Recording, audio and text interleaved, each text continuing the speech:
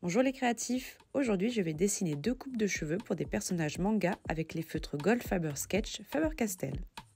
Les Goldfaber Sketch sont des feutres à base d'alcool, j'utilise donc un papier layout ou un papier épais pour que mes couleurs ne traversent pas. Je commence par dessiner les contours de ma première coupe avec la pointe fine du feutre. Je réalise une coupe très présente dans les mangas shonen. Elle est constituée de pics, pour faciliter le dessin j'imagine toujours le départ de la mèche sur le crâne, puis sa pointe. Pour imaginer cette pratique, je visualise un bouquet de bananes. J'ajoute quelques mèches qui partent vers le haut pour donner du volume, et j'ajoute quelques traits dans les mèches pour apporter de la texture.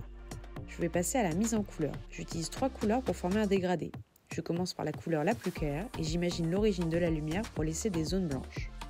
J'applique la couleur avec la pointe pinceau en coloriant mèche par mèche pour obtenir un tracé fluide et naturel. J'applique la deuxième couleur un peu plus foncée pour accentuer le volume des cheveux. Je place cette couleur à l'opposé de ma source de lumière pour évoquer l'ombre.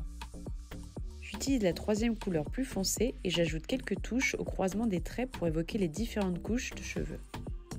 Pour apporter un peu plus de finesse et de volume, j'utilise la pointe fine pour redessiner quelques traits avec ma couleur foncée.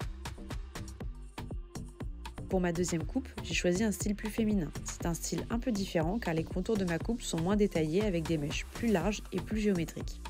Pour la mise en couleur, je réutilise les 3 nuances précédentes et je commence par la plus claire en formant de grandes zones de lumière. J'applique ensuite la couleur avec la pointe pinceau, toujours en suivant la forme des mèches.